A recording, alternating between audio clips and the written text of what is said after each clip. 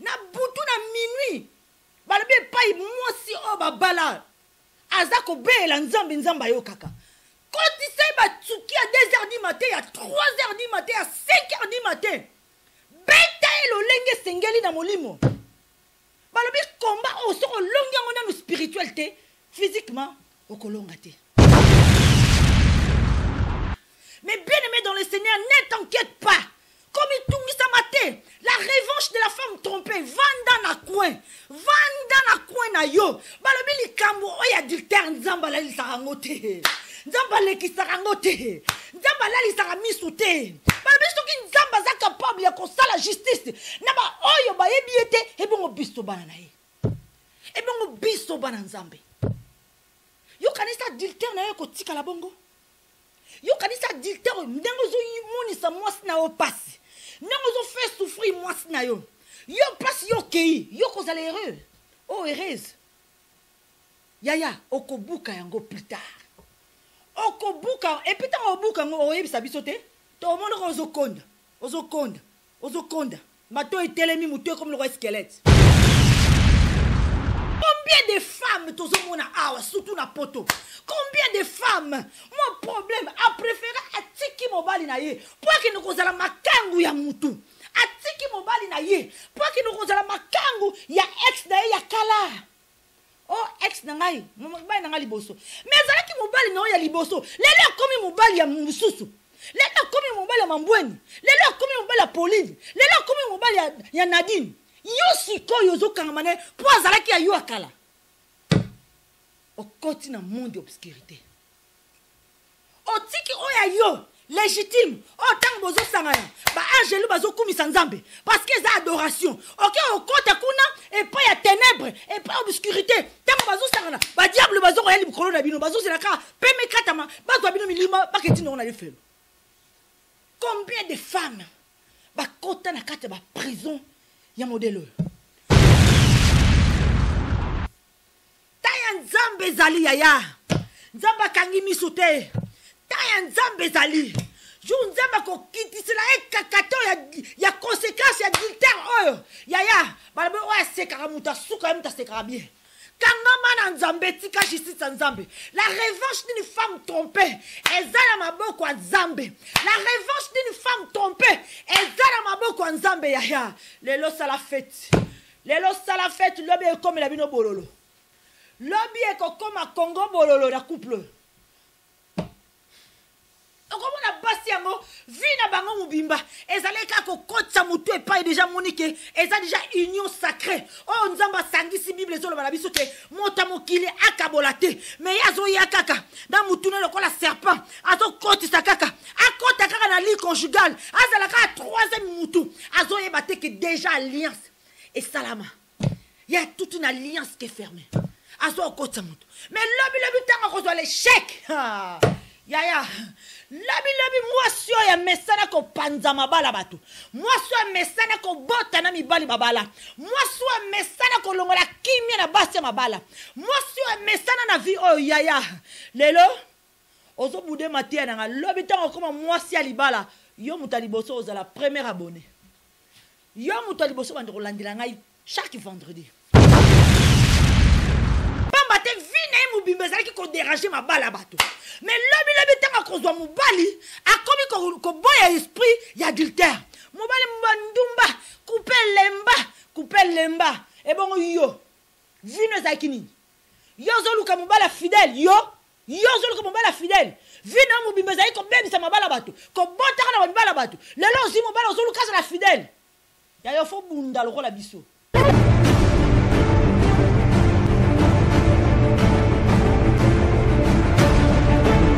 Omingi subana te nzaba solo belo na 1 Timothée 5 tanga papa le banaye surtout ça la pose ali mali ba ya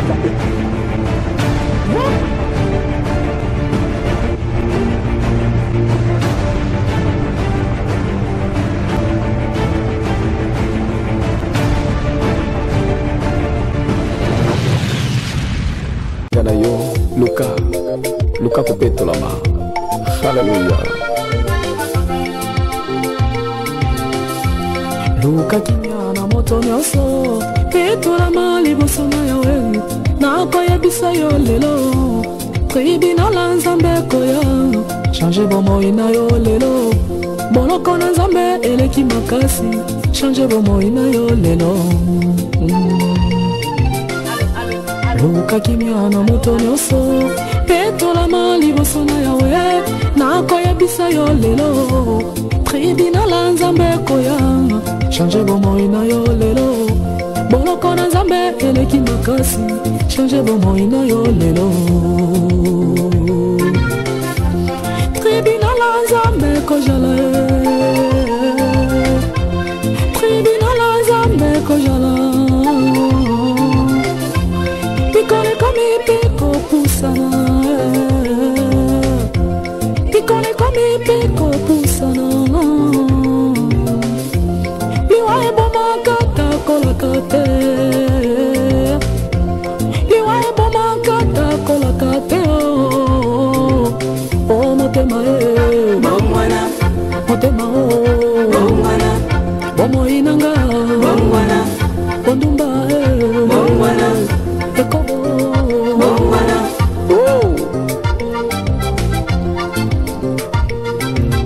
Luka kimia na mutu nyonso. Shalom peuple de Dieu, shalom les enfants de Dieu partout dans le monde. Affaire à Mabala chaque vendredi avec la journaliste Mimisha Da Silva.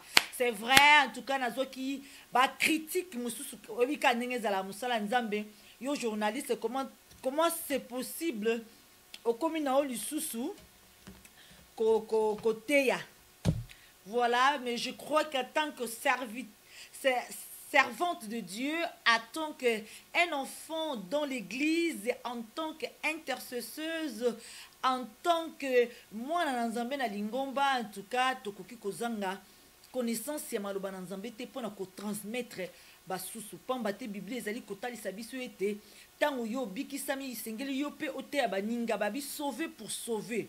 Ya solo wana toza quand même na moi un de plus o Nzambe na mawana ya pesa biso. Yango wana tokoka tozoko luka tokokisa yango na lolenge nyonso. Voilà, donc personne est parfait et parfaite devant Dieu. Biso nyonso toza bato na masumu. Ya solo Nzambe apesi grâce na na moto nyonso o andimeli Yesu Masiya. Balobi la connaissance, l'intelligence ezali na kati na maloba na Nzambe. Balobi ko banga Nzambe ezali bandeli ya mayele. Mais bien aimé dans le Seigneur. Le lot il y a affaire à Mabala, affaire à Libala, affaire mariage, naba o nyusu ba misala ko landanga, naba o nyusu ba lingaka musala o to sala ka ba o nyusu baza toujours abonné na chemin de l'Éternel mais na pesbino sous en tout cas bokende vite fait kaka na YouTube wana bobeta affaire Mabala bromona page mususu ya YouTube to sala une deuxième page ya YouTube akoma affaire Mabala mais à chemin de l'Éternel et zaka na kata chemin de l'Éternel mais on est ma émission spéciale affaire à Mabala beaucoup ne peut que s'abonner kuna pas battre mesures de prudence quoi au ba YouTube ngo comme il le ba bloquer kuna le ba bloquer kuna ba suspension pas en pamba alors pendant ko ki me ba suspension o pamba te tu bete ba na Nzambe bazé bele balandara biso balingi bali ya o ezali bile ya molimo. Mais bien aimé dans le Seigneur bokende kuna bo s'abonner lisusu bo s'abonner na chemin de l'Éternel télévision officielle en tout cas toza bongo awana Suisse na canton Neuchâtel précisément dans la chaude fond. Voilà place de marché 10 et pas bon studio et chemin de l'Éternel eza. Merci na bino nyos bolinga maman Minisha. Merci na ba retour nyos positif. Ya maté à tout qui vendredi passé. Merci na ba o bazo qui un de plus pambate nazala qui sûr et certain que Nzambe azala qui n'a besoin à lobela motomoko. Le lengi naza sûr et certain que na mkona lelo Nzambe pe azana besoin à lobela motomoko.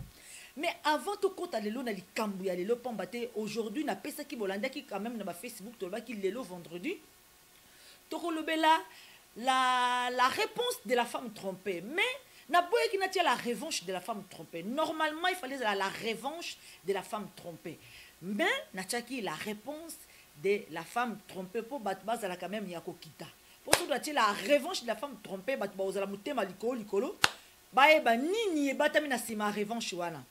Et puis mais dans le Seigneur aujourd'hui tu relèves l'adultère. Toujours. Boyebi ki ngai maman Mimisha na ebisi bino nazalaka na eloko mosusu te epai na kote ya.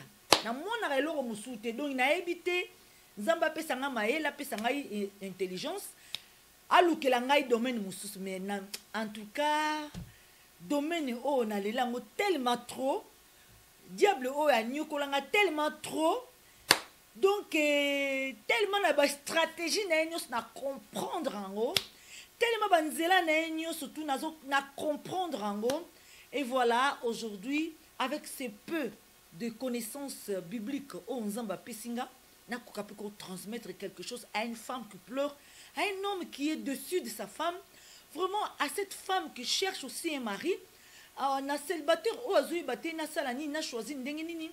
En tout cas, je pense qu'aujourd'hui, Tokolobela Makambo, moi mingi, vous allez connecter na chemin de la télévision chaque vendredi à faire Yamabala. Mais bien aimé dans le Seigneur, avant que je commence à parler de versets qui nous ramènent aujourd'hui, on parlera surtout de la conséquence d'adultère. La revanche de la femme trompée, la conséquence de l'adultère. Mais bien aimé dans le Seigneur, naebiet mingi na minitio bazana ba biboso ba écran bazo ba maman Misha yo pe côté na uti ko yinda mikolo tozana ba vidéo na ona ya couple ya mobali na ona ba na tel na biso yo pe kuna bombe ko la kiyo. Et ça passe na affaire à mariage sans que na niata point OT. Ce qui na niati point OT, ça veut dire que na longo vraiment journaliste. Parce que journaliste faut pas cause neutre. Donc tant li kambo ezali linga olobela opesa o ezali ya mutuya lesoni nzamba zo pesa biso na likambo songolo pakala.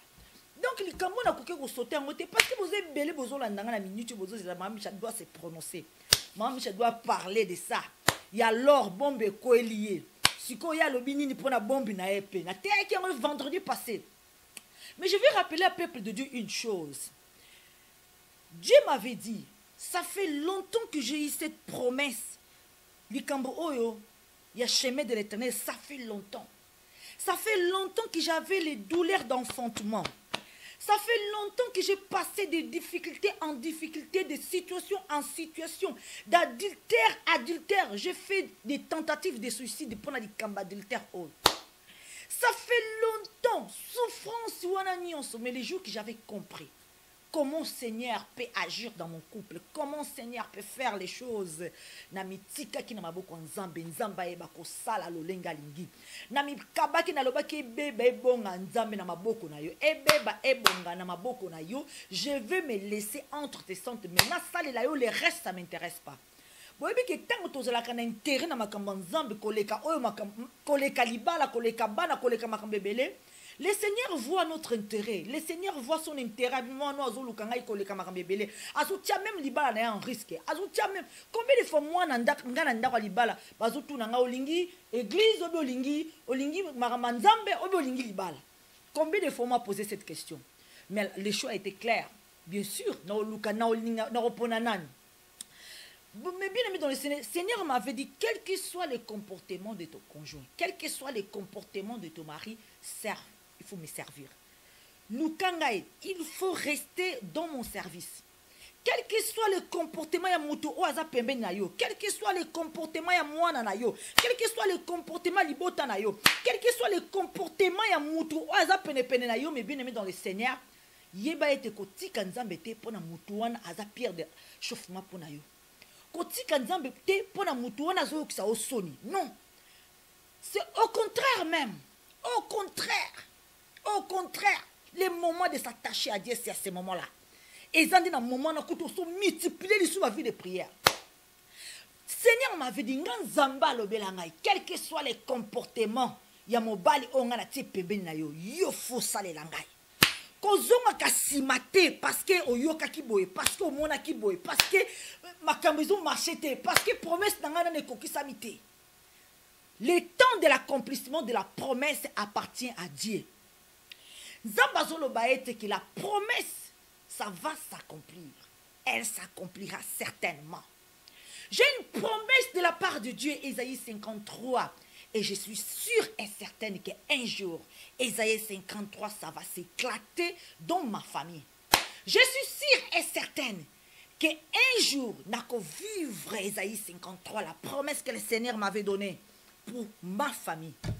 Mais bien aimé dans le Seigneur, Dieu m'avait dit, ça fait quand même, ça fait quand même longtemps que le Seigneur me donne des connaissances, des révélations, mais j'ai dit, maman, ils ont un pasteur, maman, ils ont un évangéliste, ils ont un bateau à théâtre. Simple journaliste, c'est la rabe information. Mais le Seigneur a insisté. Il y a un moment que le Seigneur a insisté, c'est à ce moment-là où on a un retour, il y a un appel. Il y a battu un ndenge basi mibale o bazwa ko benga maman mimisha chemin de l'Éternel affaire ma balle lobini telanga problème donc il a moni charge l'équipe. J'étais en prière et c'est là que le Seigneur m'a confirmé. C'est vrai que je suis journaliste mais je dois aussi parler de mon expérience, encourager les femmes et surtout ramener les femmes dans la prière, ramener les femmes dans cette chemin de victoire, ramener les femmes envers Christ qui donne la victoire. Mais bien aimé dans le Seigneur, vraiment le Seigneur m'avait dit de continuer à parler, de continuer. Et voilà, vendredi passé, c'était ma première prédication. Et 2 jours après, bombe. Bon, on a évité, hein? Bombe, on sait quoi qui me colonini, mais tu as bombe quoi. Mais je vais dire une chose. On a évité qui bino la semaine passée que ba bombe ba guerre oyo ba ebisaka batu ke tokoya ko attaquer bine bo mamutu te elinge ko lo ba eteke moni munguna suka ko moboka ba bombe wana ezalaka na bit bombe wana ezalaka po eboma oyebi tango bokendaka ton ba soda bakendaka guerre tango ozoboka bombe ba vandelaka liboso ba écran ya ba télé po ba zwa résultat ya dégâts oyo bango basalaki. Tant que vous avez une bombe, vous vendez la information pour vous avoir résultat et dégâts au bango ba uti ko sala. Pamba te soki ba boki bombe, il faut ba yeba que combien de morts. O katam 150 morts ba kufi na l'ouest. Ba boki bombe, bango ndi ba sepeli parce que mission na bango e kokisami. Mission na bango e kokisami. Soki ba boki bombe, elingolo ba yeteke, il faut résultat bombe wana e yoka na matoi na bango. Ça veut dire ba yoka ke mutu akufaki. Mais je vais te dire ce qui attend qui bino armé, ce qui boit qui bombe, botier litoi, combien va koufi, va le 0 mort. Pourquoi si boit qui bombe, combien va koufi 0 mort. Pourquoi si boit qui bombe, combien va koufi 0. Lobby au changer terrain.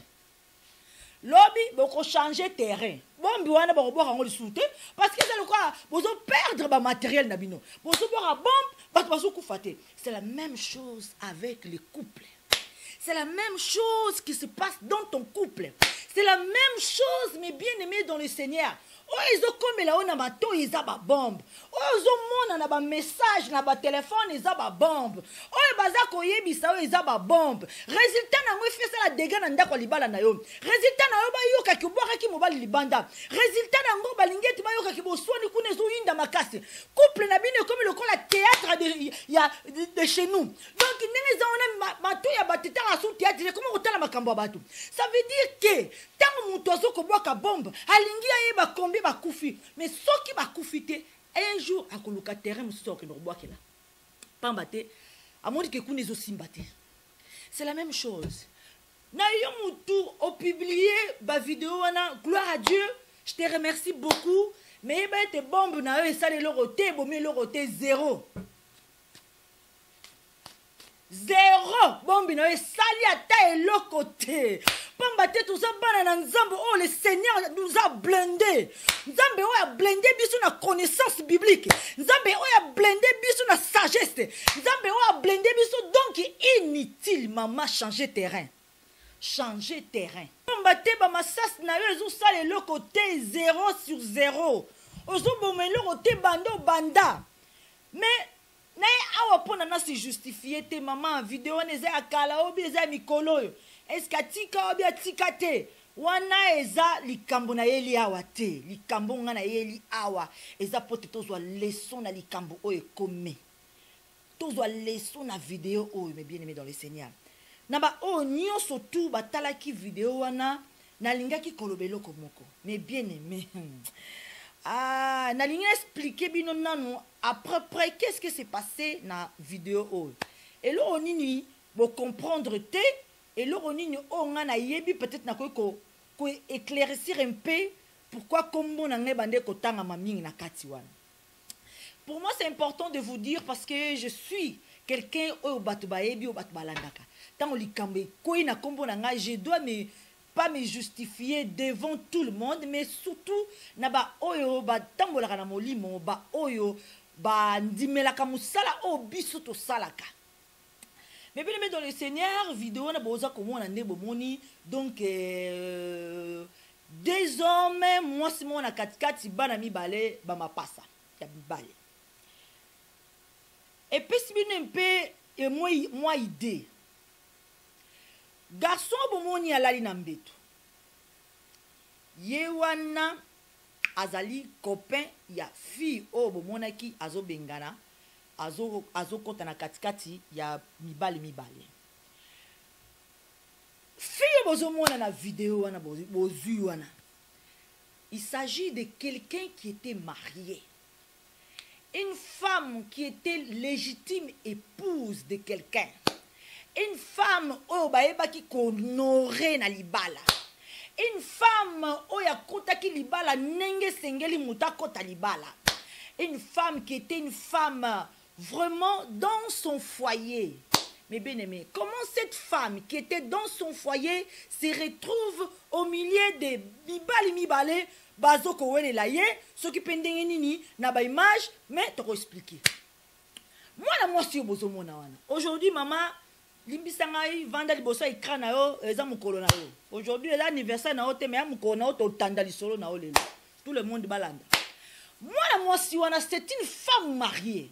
A été une femme mariée. Pambate a coquille adultère ya mobali na été. Cette femme a été une femme mariée na ndako libala. A koti na ndako libala ba balié officiellement. D'ailleurs officiellement na niveau à l'état ou bien je crois qu'ils allaient na niveau famille.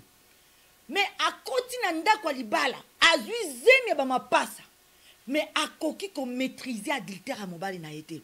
A coquille qu'on maîtriser ba problème à libala te.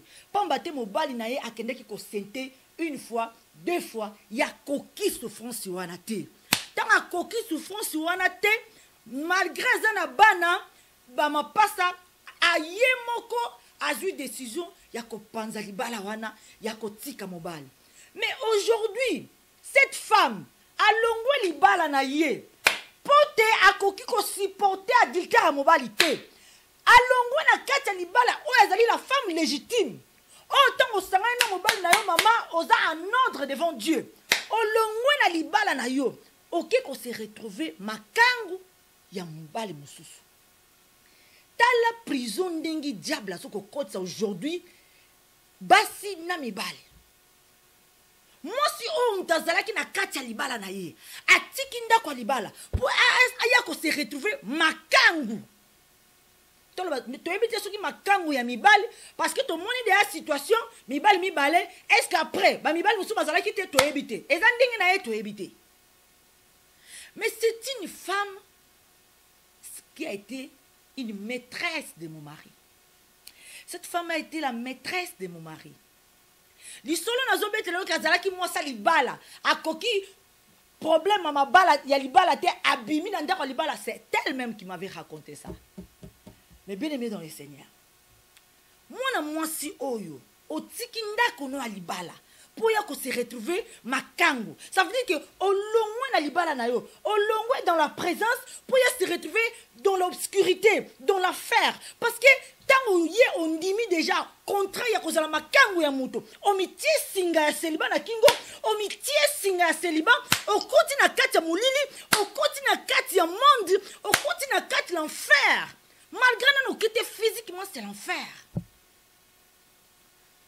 Alors par contre ayebaki que cet homme est marié et puis ayebaki bien que la femme c'est moi alinga meka magie ya aba meka magie te.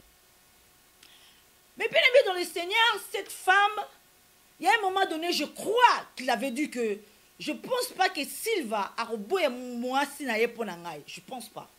Je crois qu'à un moment donné, même dans ma kanga bazalaka, azo taluka na musika yimo azo beta ba calcul. Est-ce que vraiment mon bali oya kotika moi si na ye poya ou bala ngai? Est-ce que vraiment malobazor le bala ngai est-ce que c'est à sur les alukuta mais bien aimé dans le Seigneur. Aujourd'hui dans mon Dieu tozali. Vrai liba les aba art za sunga lo bate. Liba les alaba art la ki sangai ba art ya bolingo. Mais malobana na tina na ngote. Les gens peuvent te dire tout oyo lingo yoka matono yoka. Mais ce qui pratique zate, le bas zéro. Zéro, il y a rien, il y a rien. D'accord. Oya ko yibako oyibie seconde, oyibie journée moko, oyibie week-end, oyibie sur une semaine, oyibie naebite. Babino news en général. Ba obo mesana ko zwa, OK na ye, ozu OK na ye. Oyibie. Suka nango po bandima batika oya ndaku baye bazuyo bakoti yo pete na mosape batio na ndaku libala wana nde tondimi yo wana toloboza makasi kana boy tika nao. Voilà donc comment cette femme akoya ko se retrouver na mibale na chambre. Mais bien aimé dans le Seigneur. Moi, mon bal, c'est le nouveau copain. Nouveau copain, en tout cas, n'a pas été.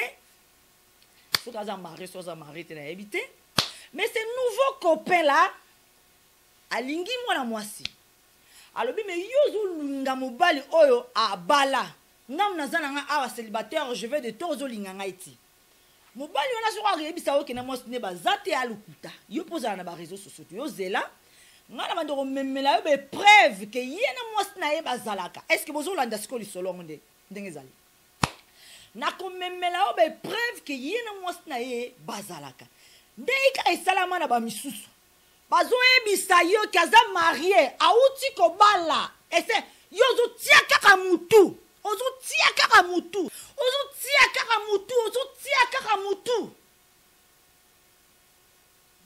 Adultère nyonso ezangaka conséquence te.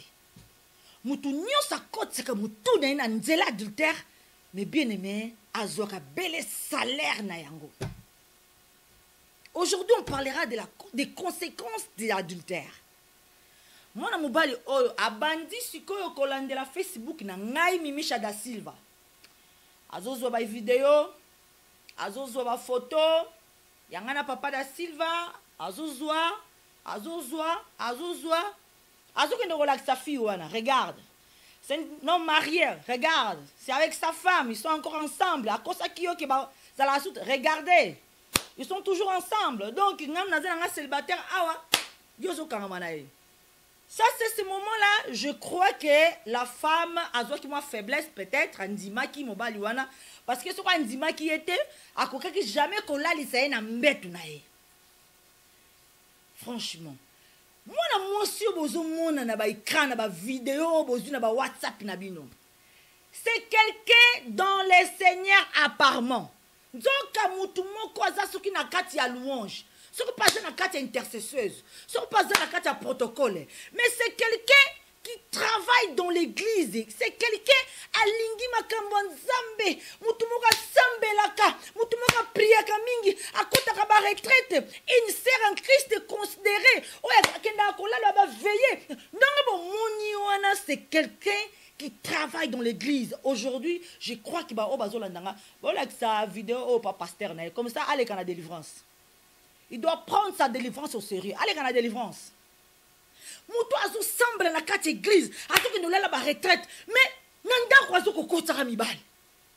Mais finalement, obike, franchement, quoi, Ezo le kilanga.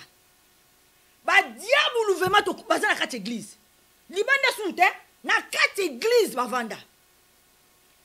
Une femme qui se donne au service de Dieu.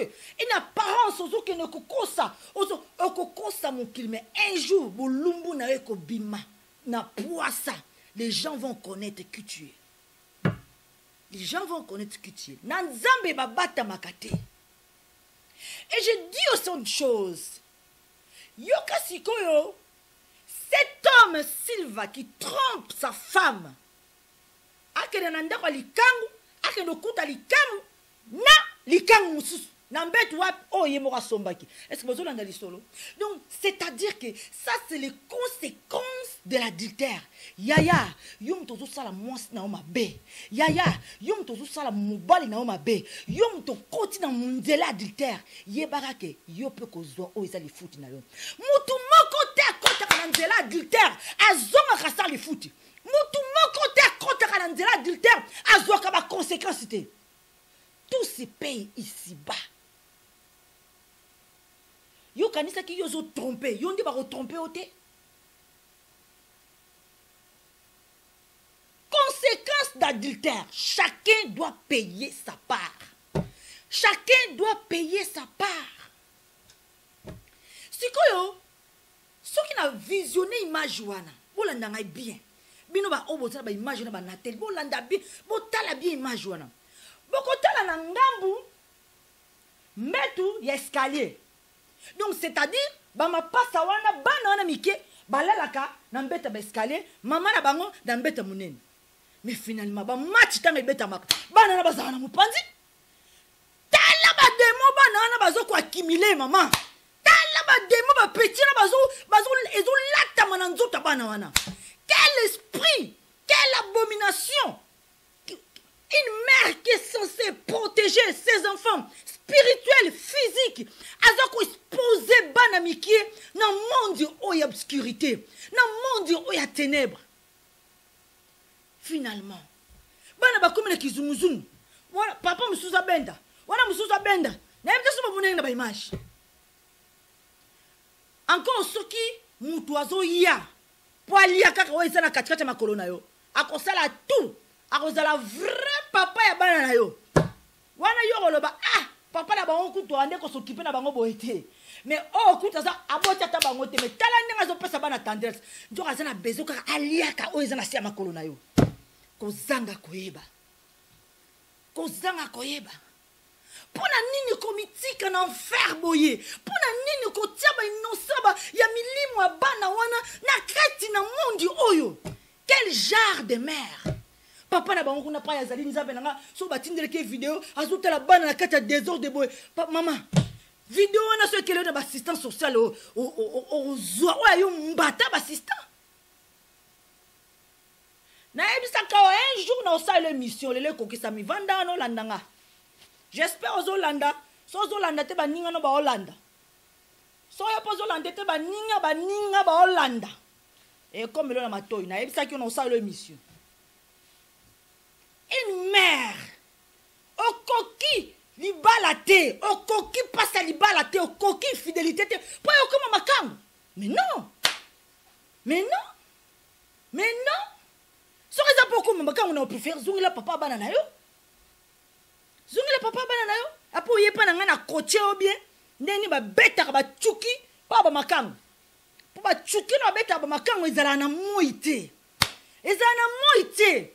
Combat spirituel yaya ko bunda na makangu na moite ko swana ne na moite na butu na minuit balabe pai mwasi o babala azako bela nzamba yo kaka ko tise ba tsuki à 2h du matin à 3h du matin à 5h du matin beta elo lenge sengeli na molimo balabe combat o soko longa ngona no spiritualité physiquement okolongate physiquement okolongate.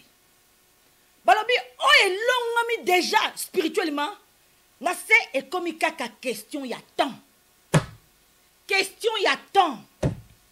nzamba za côté na biso babi azo bunda na nzamba azo bunda pone longa ta za déjà na kati na longa mais bien aimé dans le Seigneur ne t'inquiète pas comme il tungi sa maté la revanche de la femme trompée vanda na coin na yo balobi likambo o ya adultère nzamba la lisarangote nzamba lekisarangote nzamba la lisaramisuté balobi soki nzamba za capable ya kosala justice na ba oyo ba yebiete ebongo biso bana na ye ebongo biso bana nzambe yo kanisa adultère na yo kotika la bongo yo kanisa adultère ndengo zo yimonisa mwasi na yo pasi ndengo zo fait souffrir mwasi na yo yo pasi yo kei yo kozala heureux oh heureuse Yaya okobuka yango plus tard okobuka et puis tant obuka yango oyebisa biso te to omona ko ozokonda mato etelemi mutu comme le roi squelette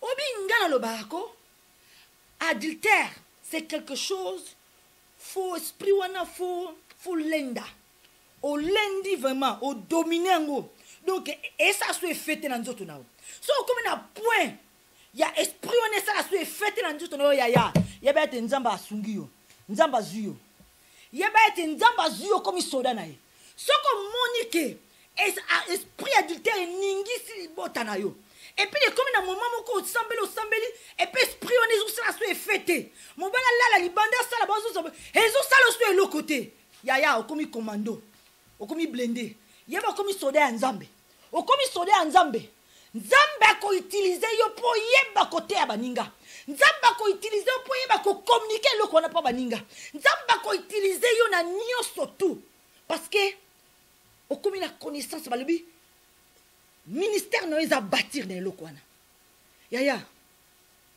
yo muto ozo koka ba passa libala oboyani siko conseil ni opesa basa mabala esengeli basi ya mabala soki batali yo balobaki te non wa makasi yango makasi yango zula yango ndenge nini po supporter makambo tanga ekoma na point wana olakisi bango Yesu olakisi bango Nzambe olakisi bango maloba na Nzambe mais bien aimé dans le Seigneur. Aujourd'hui ça c'est une parenthèse avant na kota na likambo ya lelo na lobaki il faut to leka na dossier oyo il faut parce que na minute on a zali bosso na zote mais ba misusu na tel ba hôtel la vidéo donc moi ce n'est yo azote il faut na même loko yo batuba yoka bazwa leçon. Combien de femmes tozomona awa surtout na poto combien de femmes mon problème a préféré atiki mobali na ye pour que nous kozala makangu ya mutu atiki mobali na ye pour que nous kozala makangu ya ex na ye ya kala oh ex na ngai mobali na ngai liboso mais azalaki mobali na ya liboso lelo komi mobali ya mususu lelo komi mobali ya mambweni lelo komi mobali ya Pauline lelo komi mobali ya Nadine yo sikoyo ozokangamane po azalaki ya yo akala okoti na monde obscurité otiki oya yo légitime otango bozosangana ba angelu bazokumisa Nzambe parce que za adoration ok okota kuna et pas ya ténèbres et pas obscurité tango bazosangana ba diable bazokoya libikolo na bino bazoselaka peme katama bazwa bino milima baketi ndongo na lefelo. Combien de femmes bakota na kati ba prison ya modèle. Combien de femmes bakota na kati ya prison ya modèle oyo. Combien oh Satan a kangi ba chaîne. Combien olobi pa ya mobali na yo na bande kozwa kimia te et pa ya makangu nde na zwi kimia yaya lukuta satana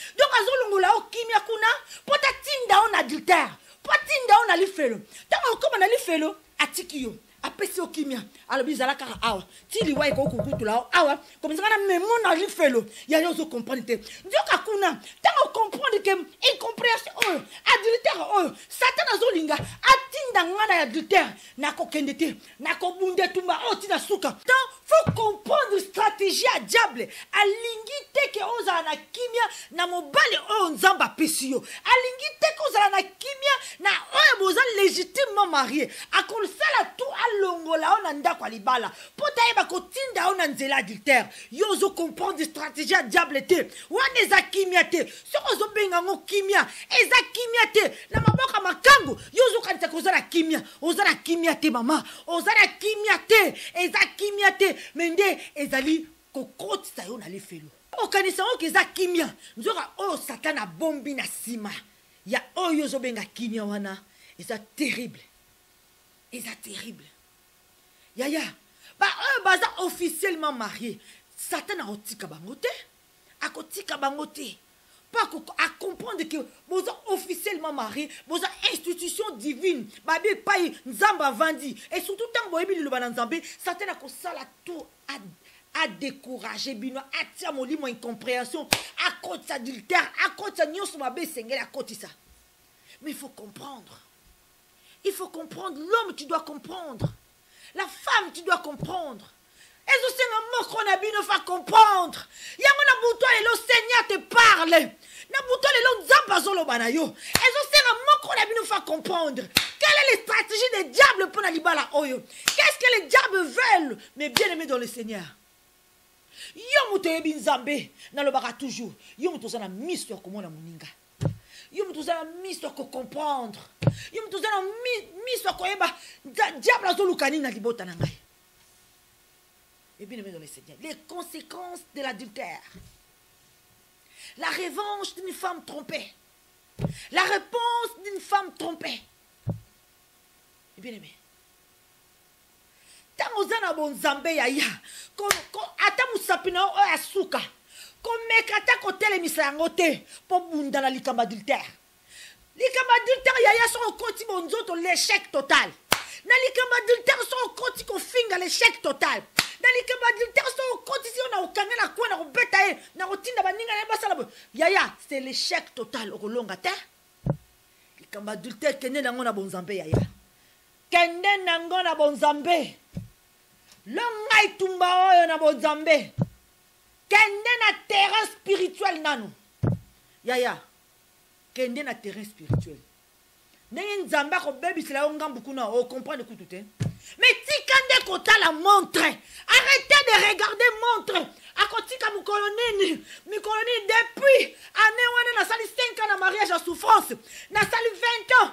Akotika mukolonini. Le temps de Dieu arrivera. Taya nzambe kokokisama. Taya nzambe zali yaya. Nzamba kangi misute. Taya nzambe zali. Nzamba kokitisela ekakato ya conséquence ya adultère oyo. Yaya, balabe oya sekara muta suka muta sekara bien. Kangama na nzambe tika justice nzambe. La revanche d'une femme trompée, ezala maboko ya nzambe. La revanche d'une femme trompée, ezala maboko ya nzambe yaya. Lelo sala fête. Lelo sala fête lobi e comme la bino bololo. Lobi e comme a Congo bololo na couple. Comment on a passé un mot, vina bango mubimba, ezale kako kotsa mutu et pas déjà monique, ezale déjà union sacrée. Oh nzamba sangi si Bible zolo balabiso ke monta mokili akabolate, mais yazo yakaka, dans mutu ne lokola serpent, azo koti sakaka, akota kaka na lit conjugal, azala ka troisième mutu, azo yebate que déjà alliance et salama. Il y a toute une alliance qui est fermée. Azo kotsa mutu. Mais lobi tanga ko l'échec. Yaya. Labi moi sio ya mesana ko panza mabala batu. Moi sio ya mesana ko bota na mibali mabala. Moi sio ya mesana ko longola kimia na basi mabala. Moi sio ya mesana na vie oh yaya. Lelo ozo bude matia na lobi tango koma moi si alibala. Yo mutaliboso oza la première abonné. Yo mutaliboso bande rolandila ngai chaque vendredi. Lelo oza na position ya femme samaritaine non délivrée. Lobi to koma délivrée. Au comme il a libala pas les mêmes démons oya zalaki kati na yo tanga ko comprendre que yo tiki ye akoluka kala oya za pembeni na yo et pas ya ko ne ko kota dio ngalo ba basa lo lengi wana.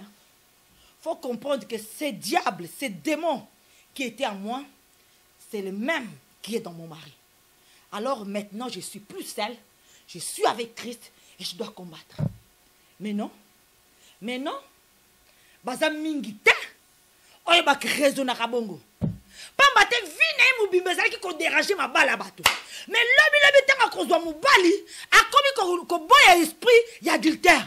Mubali mbandumba, couper lemba. Et bon yo, vine zakini. Yo zoluka mubala fidèle, yo zoluka mubala fidèle. Vina mubimbe zaki ko bebisa mabala bato. Ko botaka na mabala bato. Lelo zi mubala zoluka za la fidèle. Ya yo fo bunda lokola biso. Fo bunda pokoma ozwa mubala fidèle.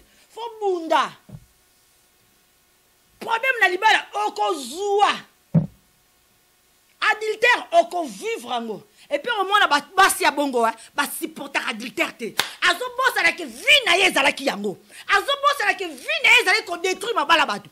Azo bossa la ke lelisa basi ya mabala. Azo bossa na mais tango ko zo mobali ako supporter adultère te. akomi simba butu akomi mibali mabe yaya yo po fo yo kangoti yo yo kisaba mininga bongo yo ozongo te menina yo mo fo zoti fo zwa pe menina yo oko zwa yango nom de Jésus tout se paye ici ba yaya yo zo lelisa ye lelo lobi yo pokolela na lobi yango lobi yo pokolela bezo loba o mesala ko bomana munduki lobi yo po okufa na munduki o mesala ko tromper lobi yo pe ba ko tromper yo donc ndongo zawana ko tout se paye ici ba. Comment ça? Ozo ko supporter adultère te o ko supporter yango po yo lelisa baninga. Il faut comprendre que hier j'étais dans l'adultère. Je ne connaissais pas le Seigneur. Oui, dans la qui n'a pas bé, n'a pas qui nzambete. Mais le lot n'a comprendre moi le bananzambe, n'a sengi bolimbisi. Mais le lot ce que esprit adultère et libosu nangai, n'a koye bandenge ne kobunda. Pour naza sunga morote. Je suis avec Jésus-Christ. Aujourd'hui j'ai compris. Na rosala lolengi nzamba lingi na sala. Mes conséquences au vivant. Balabi nzamba limbisa kama be na biso. Mais ma conséquence, to kozo yango. Tout temps na histoire de David. Mais bien dans le Seigneur, li kambo ya adultère nzamba kangela kango misute. Li kambo adultère nzambe alala kapongite. Ozala mo Christ te. Osambela te. Ozala chrétien, ozala païen, balobi nzamba sala ka justice. Le Seigneur fait même justice na ba oba ebiete na solo be bongonga. Et bon, yo, moto ebi Bible. O ebi nzambo pesa bo moino pa Christ. Et bon, yo, papa, évangéliste. Et bon, yo, pasteur, oh, moi si, kale so lemba, zo boya ko tika, ko linga libanda. Dieu est capable. Dieu est capable de faire la justice qui toque. Bobi tout msamate. Kimia. La réponse de la femme trompée. Vous allez quoi, maman Micha? Kimia. Kimia zolian tabana ena kuanga na pilipila poussière ameli panache na e kimia nzamba ko bundela yo yaya nzamba ko bundela yo ezala ndenge nini ataba mati ato yoki bango kuna e balele singonga ataba suka boko kita boko zua oya bino ya mutuya boko zua oya bino conséquence salutaire ya ye futamaka. Lobi boti bana bakomi via kindumba bana bakomi azo kangama ba femme ba on mari azo ba te sema si on a maman yemo comme tabanda ki yango d'abord on donne ce qu'on a le banzamba ça la grâce que bana ba eba nzambe ndenga le lobi miche na ebi nzambe et j'ai compris bien aimé toke musikate avant to kota na lisolo oyo na pesa exemple moko exemple te mena betra moi histoire mokie balobe ezaki na Lubumbashi tata moko comme na Emmanuel tata ngo Emmanuel azaki na basi 7 siko basi 7 obika ba luba nde bazala so bota basi donc moi ete fake luka mobali siko mobali yango siko azo luka mama na ba basi ya baninga akende zo mosa moninga botisi akende zo mosa boya botisi akende zo mosi boy donc abota via désordre azo ebate kazala 7 bana basi na ndako papa Emmanuel na Lubumbashi histoire vraie abotisa via désordre moi si andako sala boy moi si andako souffrance et puis moi bah adultère ce que continue na kati na libote ya lokola diabète maladie de diabète oui pourquoi madame la diabète ce que koti et bandi ko benda ba malade mike donc comme passe ma kolo passe ma boko passe ce qui côté nini donc ba passe nyoso wana eza nyoso tout eloko benda ngo kaka kombo nango diabète maladie moko et bendi moko adultère pesa bongo virus mabe ce que koti na kati na libote na yo et bandi ko benda finance mbongo eza sous complété mbongo ekondi et bendi santé ozora maladie te yaya ozwi maladie obandi okondi wande osila nzoto tango ozo maladie osali nini opesi mwasi tango opesa mwasi oyoka mwasi na mbali bakufi bana batike baofele. Heureusement la Bible déclare oh Jésus tout un verset biblique oh réalisation bokelanga verset biblique oh yo balabi si le Seigneur ne bâtit pas l'homme que baptise baptise en vain. Balobi soki nzamba bateli yo te. O azo kanisa kazo ko batela, azo batela pamba. Car la véritable protection vient de l'Éternel. Lokwa ba biso boy to mitika maboka nzambe, nzamba batela po to kokoka biso mokoti. To zapena magie te to yeba eloko nyeki ndo sala lobi, mukoloni asala ki yango. Oyeba te pour jour oyo akomemelo ba fleur jour oyo memelo ba cadeau oyo azokosekati awa awuti kosala oyeba ndenge nini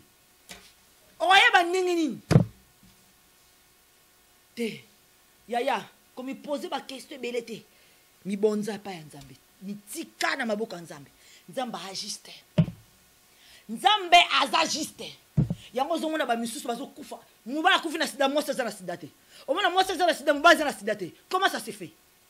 C'est un miracle nzambe. Nzambe akotika yote. Loba Bible oyo, eza Bible te. Loba nzambe existaka te. Loba nzambe aza komi mutu lokola biso mutu alukuta lela lobi gauche, loba lobi droite. Loba nzambe existaka te. Mais tant que yo kangami na nzambe, Jésus ne te laissera pas. Nzambe akokotisa yo jamais. Nzambe akotika te ozala détruire. Nzamba kotika te maladie zoyo. Nzamba kotika te car tu étais fidèle à lui. Car tu étais fidèle dans ton mariage. Car tu honorais ton mariage. On a le baka basia mabala. Basia mabala maman. Basia mabala nzamba zo senga kaka oza la droite. Juste. David a lobi banda na zalaki muketi na koli. Nana mona te injuste abandonné. Non, on a abandonné injuste. Jamais. La prière des justes a beaucoup d'efficacité. Il y a tant aux justes. Tant aux justes. Même ténèbres que vous poussez à peine. Papa Manuel na Lubumbashi bi senta. Azobo sana kase na 7 basi na ndako. Kuna na libanda zoke luka mobali paso botamate kabe. Basi. Ya. Les lois au monde ont le lengeti 45 ans. Bon, karaté, moi, 50. Il y a un kende, sozo ebate. Il y a un kende, 50, 55, 60. Ozo kende. Kola muka. Ozo kende, direction Liboulou. Yaya, direction Liboulou. Babi soka ta trompette et beti le lote. Liwa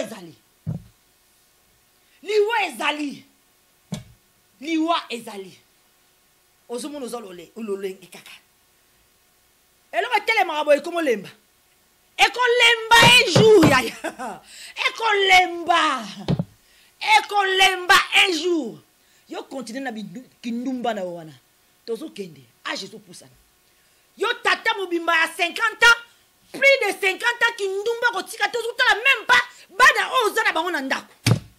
Yango nazo senga mama yom to mi se fungwami. Papa yom to comprendre, mama yom to comprendre. Moni molonga ni na wazo kele na gauche. Omoni molonga ni na wazo kele na droite na mobali mususu yaya. Yonde muto ko bomba bana. Yonde muto tika loko senga miséricorde ya Nzambe. Yonde muto tika loko bomba bana non na sema papa ya Yesu.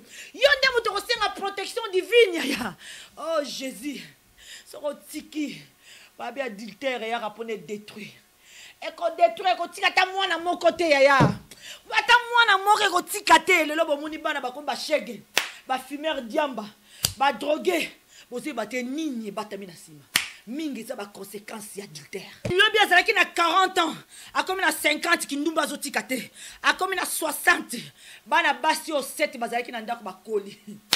Ba jeune fille ba koli ya bana tant baza mike bazo comprendre na noté. Tant bana ba koli ba comprendre ha. Makambo mama na biso banda kolela nde yango yo. Donc papa ki ndumba ndo sa ezande makambo yo.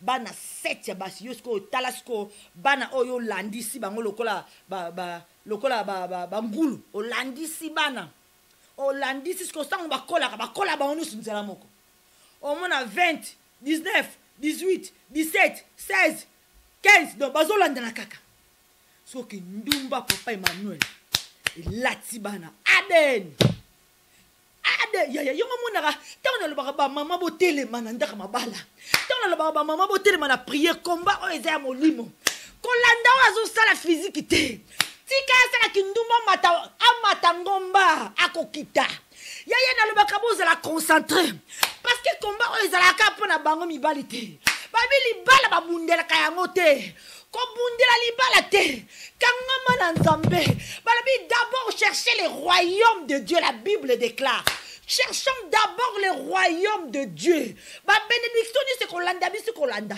Et kolba ki libale kolanda yo. Et ko bana ba kolanda yo. Mbongo kolanda yo, ba bien kolanda yo. Yo lukano bokonza likolo. Bible zo senga biso to lukanano d'abord bokonza likolo. Yaya. Na lo barango awa.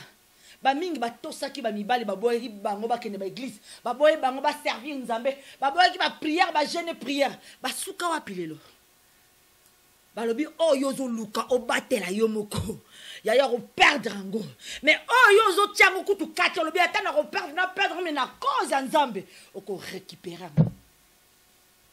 Le Seigneur veille nzamba zalaka miswa ko fungoma likolo bana.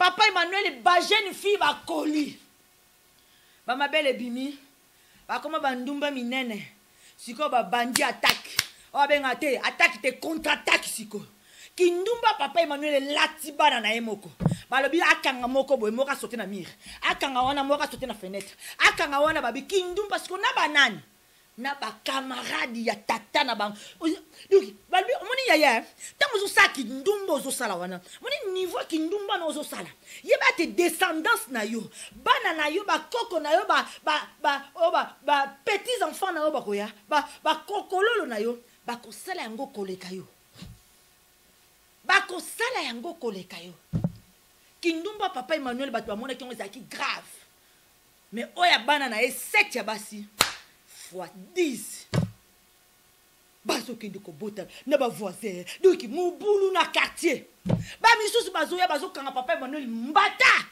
li kofi o idika ba no biente ha ya so zongi si film ye moko papa Emmanuel azala kabongo ke bana makambo yo zo sala lelo ozo tika semence na bana na yo ke bana comportement na oya ke bana oyo zo sala bana bakolanda yango oya yebi nzambe tako kanga mana eloko wana liye wana ko benda ye singa wana ko benda ye pona nini kozanga koyeba boye pona nini ezaba makambo susu otali ke nazana bana na sima na ngai so na sali makamba boye bana na nga na ko enseigner bango nini parce que bana ba mona biso toza kitalatala toza exemple nanu tango zo sala ngo o mona tamsu mona mususu alingi ko sala ngo te me liwana de sang ezo bendai papa Emmanuel boye biso akufa na nini otuna nga papa Emmanuel akufa na AVC AVC kindumba bana na ebomaye yango iloko nazote ya yole ke bana comportement na yo. Qu'est-ce que tu enseignes à tes enfants à travers ton comportement? Nini ozola kisabana nini bota la vidéo batunyo so basana yango bana mapasa na katikati mibale bazoye basute papa nani ya oye on a biswana biologique bana na trouble na katikati mibale état d'âme ya bato bazoya ko lalo na ndako oyebi yango état d'âme na bango oyebi état d'âme atako to yobi yo sert en Christ babali yo na mutata ki fiasa ya te mais mbetu déjà tala bozo ke déjà na mbetu mama na nganza oza ba démon vemako mbetu libala ko dunanu te pour fiasa ite te o bina tango lelo po mona vima ke moi ça aza faible ko te mais même mami bali yango je crois que ataba kendara na bino basi alolenge boye na sia mutema na tango zo pesa mo konga bi faible na bali ote na pesi lettre te lorote o tikilinga déjà mbetu yango to loba ke basi wana ba ya osala ba prostitution na bango donc ezala ngo te azo ko espérer te ça veut dire tant moi ça mi pesa kana makamba bongo ebi ki y aura quelque chose de retour ne bo uti oka mbeto ngam na somba donc ça veut dire que azo sombela ngo biloko alonga pe na zo tika ya zo lianga kuna sombi azolia atindi mo pa parent azolia kindumba yango wana polo ba bandumba boulevard e bongo yo bango kuna baza na secteur public yo za na secteur privé boza ndenge moko bulo boza ndenge moko po yo ya kobatama bango nde batande na bango bilongi na boulevard ya yo nde ya kobatama mais boza ndenge moko to changer dossier to kota na conséquence adultère to tanga histoire ya Samuel babi de Samuel to kobeta di solo ya David to kobeta di solo ya David parce que ezo collé très bien na auto zolo balelo la revanche de la femme trompée, la réponse de la femme trompée, les conséquences de l'adultère. Elengi o wapa temu. Mama vanda kimia mela maya pio paso zana ndako na ona bebe na yo. Akei ko sala kindumba tika ya kende. Akende. Azela mukolo nzamba ko frapper ye. Po abi côté wana nzamba la lisaka misute. Voilà mes bénis de ma Seigneur, autant on a 2 Samuel le tobandi na verset 11. Voilà, tous 2 Samuel rapidement. Na bien te nzamba za na besoin alobela moto moko na butu alelo. Donc autant la histoire à David. Histoire à David les andengeni mais bien aimé dans le Seigneur. David oya kenda ki kobomisa soda na ye po atikala na mwasi ya soda na ye. David oya alinga ki akamfule li sumu na ye. Nengi ba misusu alinga azo lia quelque part mais azo linga abwa kama ba makasa ya kuanga oya liaki azo linga abatama mais nzambe balobi babatama kayete nzambe ko batama yete mais bien aimé dans le Seigneur toza na kati ya 2 Samuel 11 toza na verset 11 chapitre 11 tobandi histoire nango mais bien aimé dans le Seigneur na première verset. Un soir, David se leva de son lit. Comme il se promenait sur les toits du palais royal, il aperçut la femme qui se baignait et qui était très belle. David fit demander qui était cette femme et on lui dit, ce n'est pas Bathsheba, fille d'Eliam et femme de Uri hittite. David envoya alors les messagères la chercher. Elle vint vers lui, il coucha avec elle, alors qu'elle venait de se purifier après ses règles. Puis elle retourna chez elle. Cette femme tomba enceinte. Elle fit dire à David, je suis enceinte. Mais bien aimé dans le Seigneur, David me conduit David. Azo yunga na ye na palais royal na ye abwaki misu na ngam amoni mwasi moko azo sokola Bathsheba atuni me Bathsheba wana nani wana bato balobi oh me azali mwana ya Eliams mwasi ya soda na we Uri kombo na ye boyela nga ye awa balobi David asali nini atindi basoda na ye bakende kozwa Bathsheba baye na ye na palais royal alali mwasi ya muninga alali mwasi ya muninga mwasi na yete ya muninga yaya mwasi ya muninga yaya mwasi ya homme de Dieu mwasi ya pasteur ozolala yozo kitise pe couper ezo sala somote mwasi ya muninga yo muto zo sala yango na tango alelo na zo te ayo mwasi ya muninga otiki oyo na ndako oyo na ndako atonda nzoto yaya okezo kaka oya muninga. Ah, Jésus. Te, mukileza mabi. Tolanda lisola David. Alors David fit dire à Joab, envoie-moi Uri. Et Joab envoyait Uri à David. Uri rendit vers David, qu'il interrogea sur l'état de Joab, du peuple et de la guerre. Puis David dit à Uri, descendez chez toi. Il prend un moment de détente. Uri sortit du palais royal, suivi d'un cadeau du roi. Mais il se coucha à la porte du palais royal, avec tous les serviteurs de son maître. Il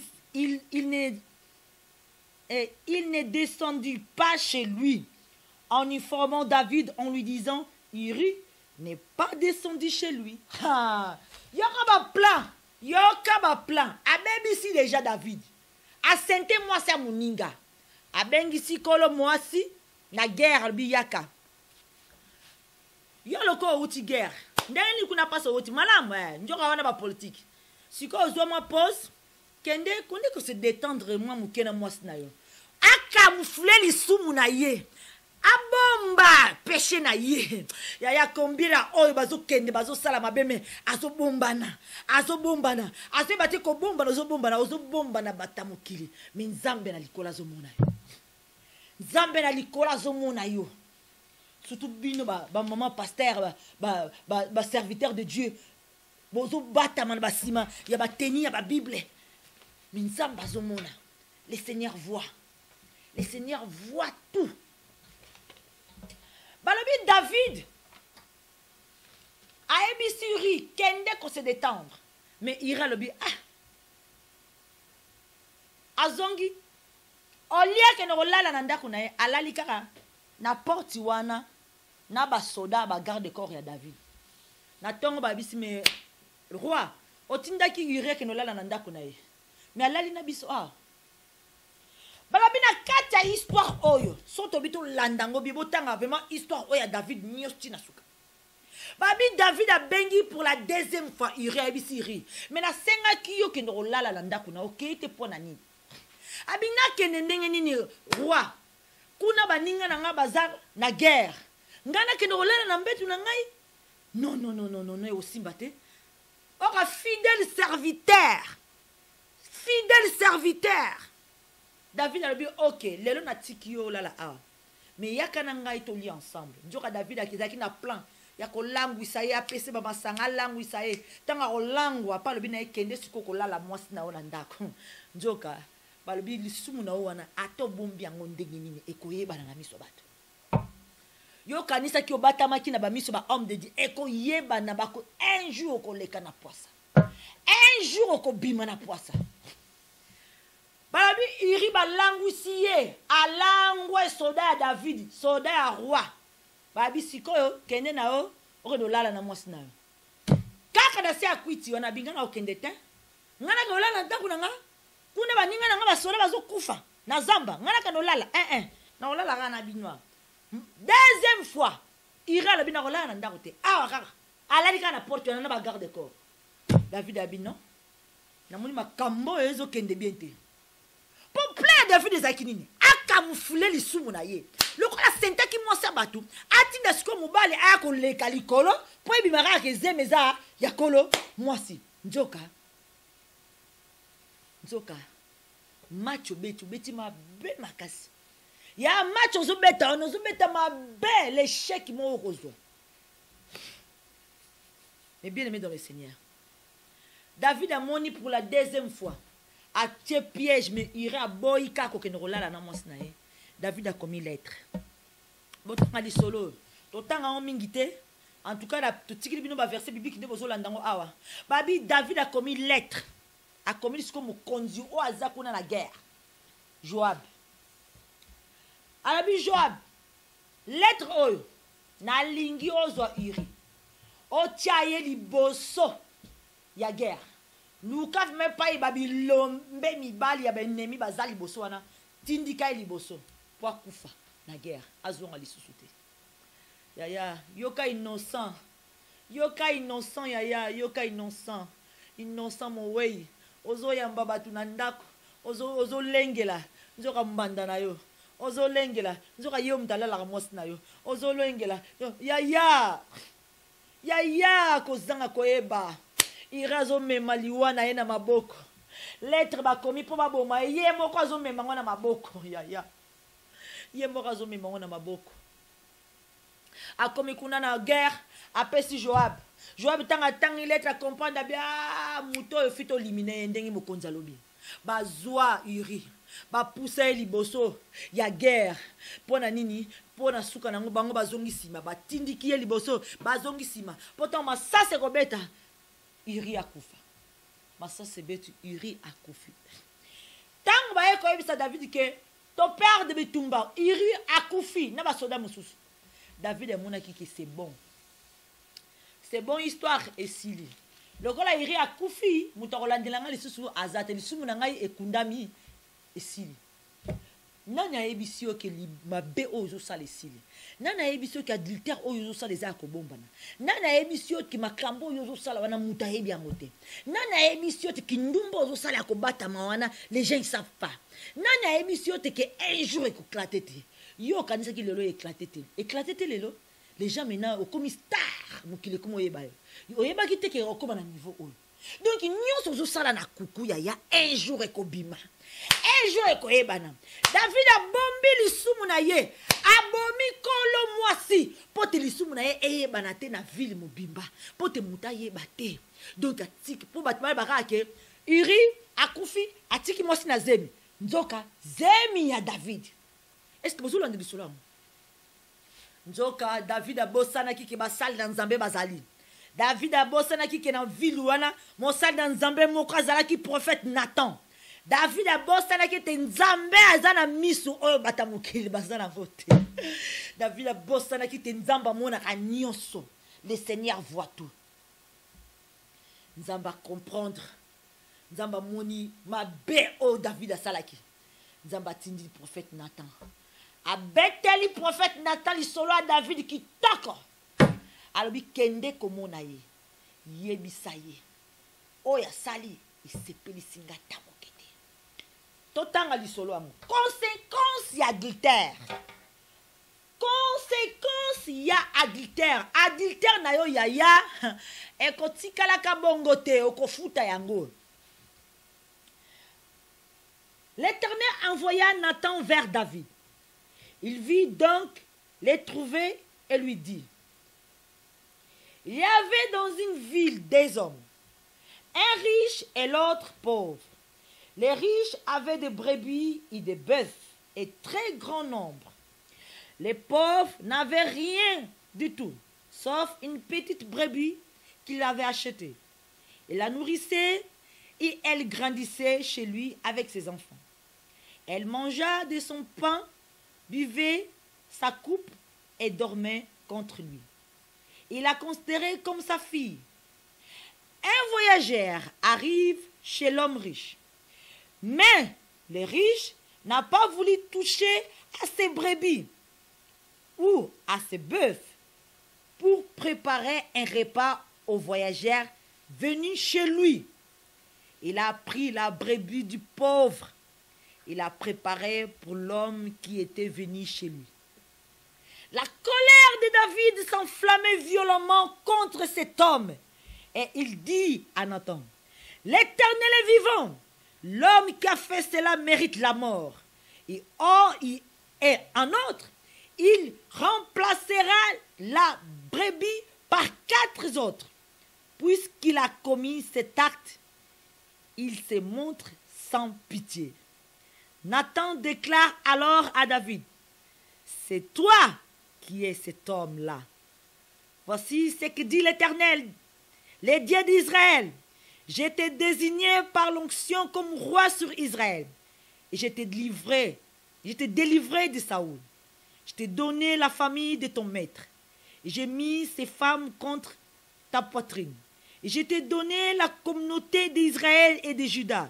Si cela était trop peu, j'ai encore ajouté. Pourquoi donc as-tu méprisé la parole de l'Éternel en faisant ce qui est mal à mes yeux? Tu as tué par l'épée Uri.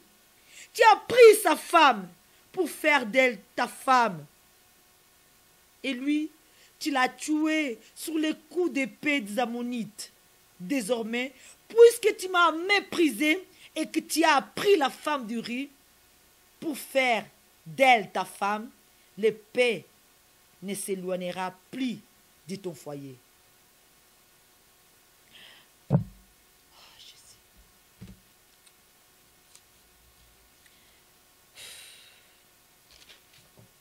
Voici ce qui dit l'Éternel. Je vais faire sortir de ta propre famille les malheurs contre toi. Je vais prendre sous tes yeux tes propres femmes pour les donner à une autre qui couchera au grand jour avec elle. En fait, tu as agi en secret, mais moi, l'Éternel, c'est en présence de tout l'Israël et en plein jour que je ferai cela. bomoni conséquence.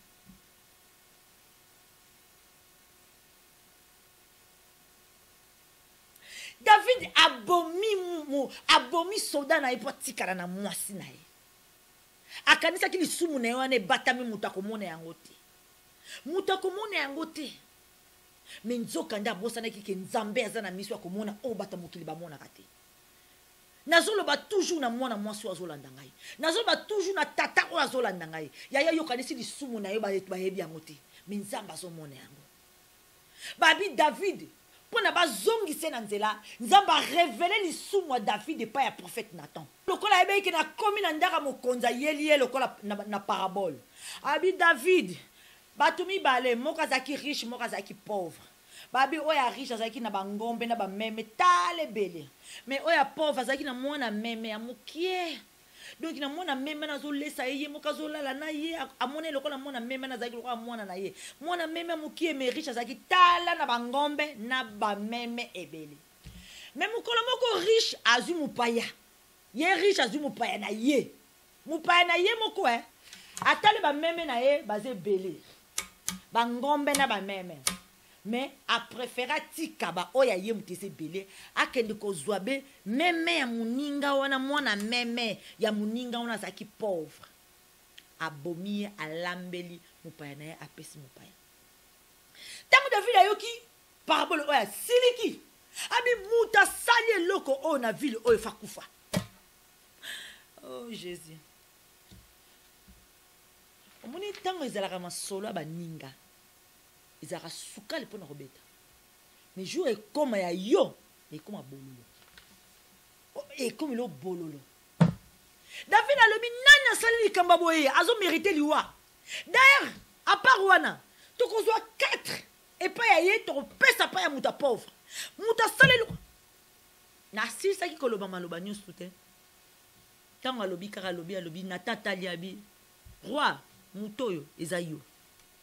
Tout de suite, David a comprendre que le soumounaï est révélé, à comprendre que Nzambe azalaki contenté, à comprendre que Nzambe a monignoso, à comprendre que le Seigneur a révélé tout, à comprendre. Mais c'est ça qui fait la différence entre les hommes d'aujourd'hui. Parce que David a compris son péché. La Bible déclare que David s'est repenti tout de suite. Malgré le soumounaï, l'homme selon mon cœur. Parce que ayeba komizong sana makola nzambe ayeba ko senga bolimbisa malgré que nzamba limbisa ki David mais conséquences David azwakia conséquences ali sumu sur botali bana David boko yeba conséquences ali sumu nzamba prometa ki David abi ki mabe yo sali na ko tia kimia na ndako na ote na ko telemisa bele batu kaka na libota na yo ba ko combattre yo lisumu ekotaki na ndako David. Obiko yaya tant to bon de la rapona mibale ezalaka pona mibalite.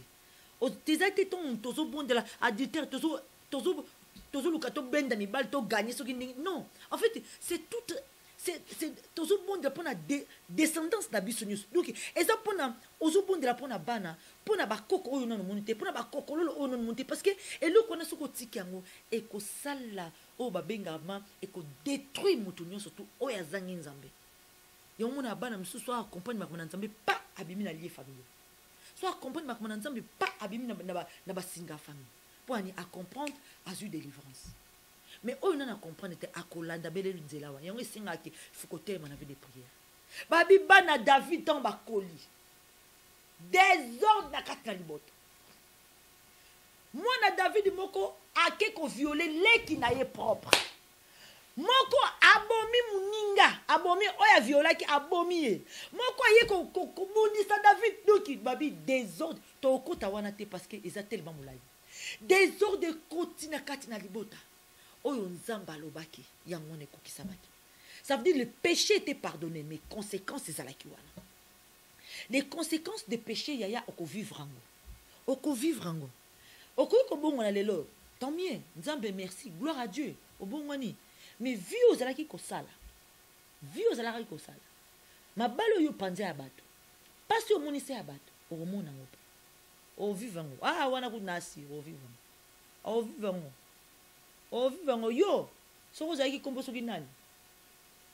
so comme na ko benga compoteur ka tan comme na nguna so comme ne pesa ki DDD yo moi si DDD o dingisa mabala batu o bebisa o sala so ba dégâts jour yo kota na libala ba DDD mususu pe akobimela na kati ya libala na yo akobundisa yo. C'est comme ça yaya, c'est comme ça.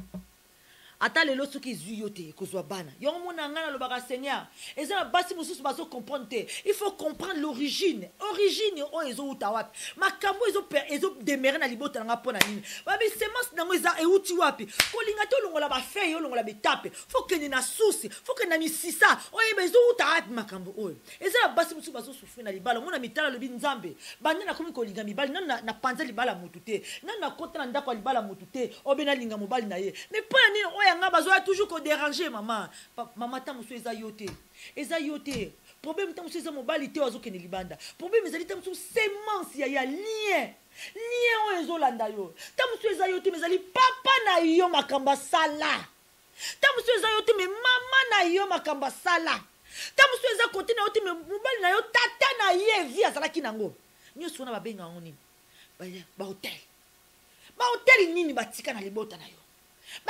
bakoko ba planta nini tant aussi bakoko batika ba hotel ya polygamie tant batika ba hotel ya polygamie na siko eloko wana ebanda kolanda ozo comprendre te yo innocent mowe na kati ozo comprendre te mais nzoka eza ba lien tala bana oyo o balbaki ba parents na bango ba papa na bango bi mama na bango nyokola soki ndenge ni nyokola bato okomona tant mosusu bana lobi pe ba ko souffrir. Alors il faut connaître ces combats, nous devons les combattre avec Christ. Tous combattre kakapona pour gagner mibalite, mais pour gagner toute une famille, pour sauver nos enfants, pour sauver nos descendants, pour sauver nos petits-enfants, nos arrière-petits-enfants. Parce que sur le ticket le kouana, et qu'on kende tina 4e génération. Parce que c'est un virus, une mauvaise, mais oh yakabako détruit. Mais bien aimés dans les Seigneur, soyez sages. Femme, soyez sage. L'homme, soyez sage. Il y a le barabino basi à ma balle. Oh, vous avez marié légitimement. Vous avez pouvoir, ya ko changer l'histoire na yo. Vous avez pouvoir, ya ko changer situation libala na yo maintenant. Vous avez pouvoir, ya ko changer beaucoup de choses. Parce que tant on bouka ma bolongo télémissi ma boko lo binzambe. Je suis la femme mariée. Regardez qu'est-ce que mon mari fait. Regardez. Mon papa, okomona ke nzambe ako exaucer prière na yo. Ya on a le bana basi fibo za la légitimement marié. Parce que tant on a légitimement marié te, okoya ko se retrouver lokola la femme samaritaine. Ba rotinda ko no zo mobali, olobite aza mobali na ngate. Parce que bo sali 10 ans, 20 ans na ndako moko, ya kato vanda abala ote. Siko tant mi kakata na ne ko yela yo ya. Okombonde la nenge nini? Pourtant comme liboso nzambe olobaki me bobala na te, ngana zo mona ete ko za mwasi na ye. C'est ça le danger. C'est ça le danger dans le bakaba maman. Vous êtes la sage. Luka libala na nenga solo. Luka libala na nzela solo. Zala la femme légitime. Zala la femme mariée. Yaya takuta kei ko luka yo po kendete. Ata mobala kei yo ko luka yo azo sala ko yo ko luka ko sala yango te yaya. Ko luka te. Parce que tant yo o koti na nzela mobali. O koti na nzela mobali. Yaya nanga eza bana mutu ba ko futa. Eza descendance non mutu ba ko futa. Peut-être yote mais ba koko na yo bana na yo. O kendi mwana keli bala balongate. Mwana kende bo souffrance na souffrance. Ozo bate ke yo peut vino ezala ki ko faire souffrir bato. Ya ngone fu ko e ba ko tala nini yozo sala. Semence nini yozo tike la bana. Nous sommes censés protéger. Nzambe ndenga protéger biso. Biso peut toza wana pona to protéger ba oya biso. To protéger bala na biso. La Bible déclare crois en moi, crois en Jésus-Christ, tu seras sauvé, toi et ta famille. Libota na yo d'abord. Luka o biki sa libota na yo. Luka o biki sa bana na yo. Luka o bomba libota na yo na siama papa Yesu. Oh Seigneur Jésus, cause na distraction te yo mama bana. Cause na distraction te. Yesu azalo leng aza elongo na yo. Yesu aza elongo na yo. Victoire ezala maboko na yo yebande ko salela yango. Bambanda mazala na langage akolobake. Ce qui te boyana parce que ngamo na tika eti. Yo kesi ya boyanga, ngamo na tika so na salika boy. Na zongeli. Problème ezate yaya.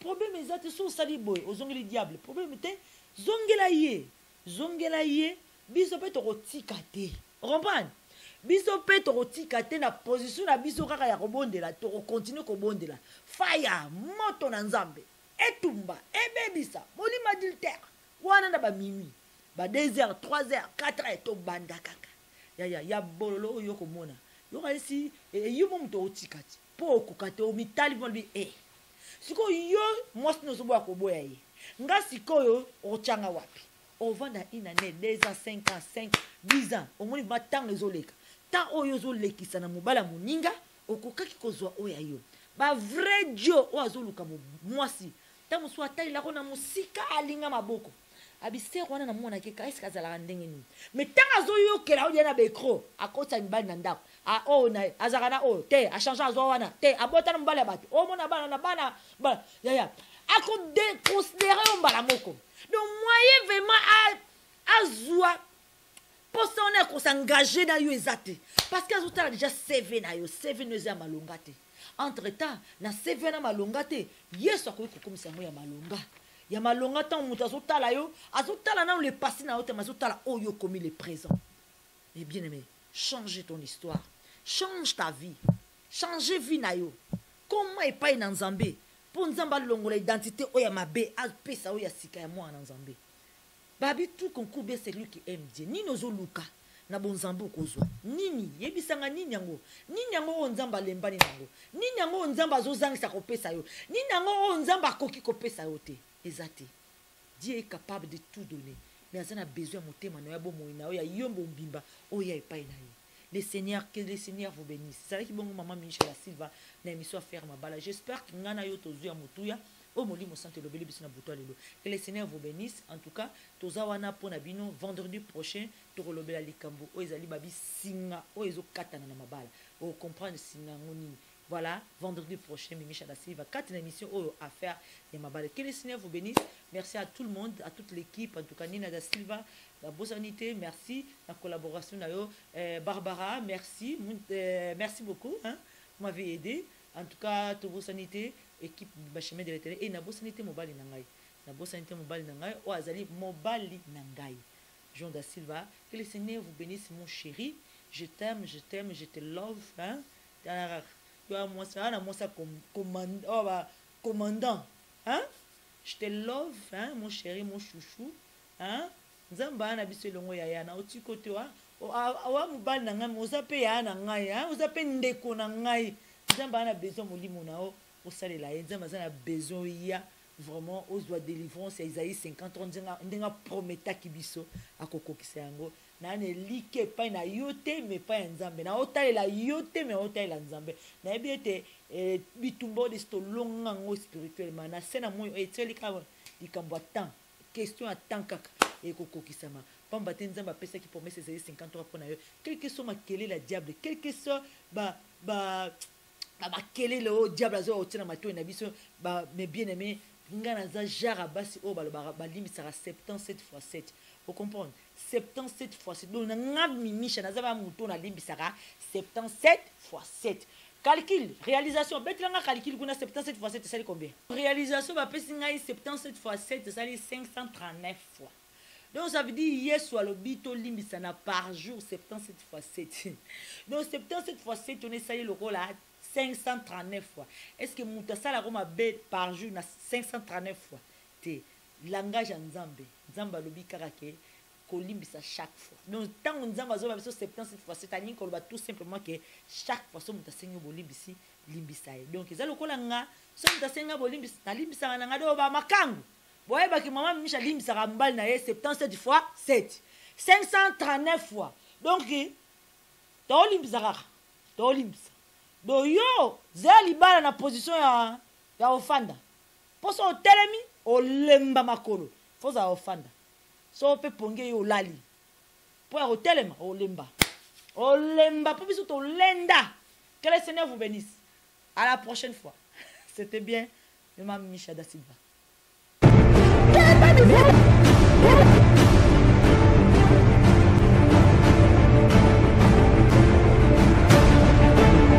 Omni subana de nzambe azolobela na 1 Timothée 5 tanga aloba na ye soki ezosalela po ezali maloba ya nzambe